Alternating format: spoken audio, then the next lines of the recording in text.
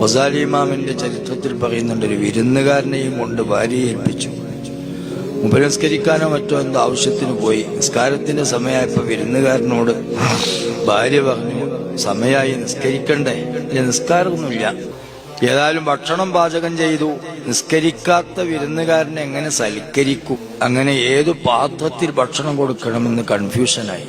അവസാനം തൊട്ടടുത്ത പട്ടിക്ക് ഭക്ഷണം കൊടുക്കുന്ന പാത്രം കൊണ്ടുവന്ന് അതിൽ ഭക്ഷണം കൊടുത്തു. കാരണം നിസ്കരിക്കുന്നവർ കൈയിട്ട് കിളമ്പിയ ഒരു പാത്രം അത് പറ്റൂല ഇവര്. ഗസാലി ഇമാം വന്നു കഥയൊക്കെ പറഞ്ഞു. ഭാര്യ നല്ല ആളെ കൊടുന്നാക്കിയത്, അയാൾക്ക് നിൽക്കാറൊന്നുമില്ല. ഉടനെ ചോദിച്ചു, ഏത് പാത്രത്തിലാ ഭക്ഷണം കൊടുത്തത്? അപ്പൊ ഭാര്യ പറഞ്ഞു, എനിക്ക് പയച്ചിട്ടില്ല, ഞാൻ തൊട്ടടുത്ത പട്ടിക്ക് ഭക്ഷണം കൊടുക്കുന്ന പാത്രത്തിലാ ഭക്ഷണം കൊടുത്തതെന്ന്. ഗസാലി ഇമാം എന്ത് ചെയ്തു അറിയോ? ആ പാത്രം എടുത്ത് ചവിട്ടിപ്പൊളിച്ച് ദൂരെ എറിഞ്ഞിട്ട് പറഞ്ഞു, ഇനി ഇതിൽ ഒരു പട്ടിക്ക് ഭക്ഷണം കഴിക്കാൻ പറ്റില്ല എന്ന്.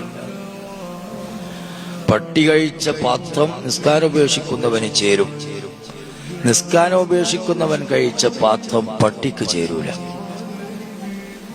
അത്രയും നീചനും നികൃഷ്ടനും ഈ ദീനിൽ നയാ കാശിന് വിലയില്ലാത്തവനും ഒരു ചെറിയ തരി പോലും സ്ഥാനമില്ലാത്ത ചെറ്റയാണ് നിസ്കരിക്കാത്ത വ്യക്തി.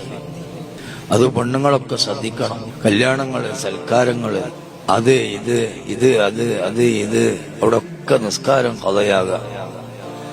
ഇനി നിസ്കരിക്കാൻ സമയമായോ എന്ന് ശ്രദ്ധിക്കാതിരിക്കുക. നിസ്കരിക്കാൻ പറ്റാത്ത സമയമായിട്ട് പിന്നെ നിസ്കരിക്കാൻ പറ്റുന്ന സമയം എത്തിയോ എന്ന വിഷയം തീരെ ശ്രദ്ധിക്കാതെ ഒരാഴ്ച 2 ആഴ്ച അങ്ങനെ ആ പോക്കങ്ങനെ പോവാ. ഒന്ന് പ്രസവിച്ചു കഴിഞ്ഞാൽ പിന്നെ 10, 40, 60 ദിവസം വഹിക്കില്ല. ഇങ്ങനെയുള്ള ഒരു സംഗതികളൊക്കെ നമ്മളൊന്ന് മാറ്റി നേരത്തിന് എങ്ങനെങ്കിലും നിസ്കരിക്കാൻ പറ്റിയെങ്കിൽ എന്ന ഒരു ചിന്തയിൽ നിസ്കാരം, മക്കളെ, യുവാക്കളെ, നിങ്ങളൊക്കെ 5 വക്ത് നിസ്കാര സമയം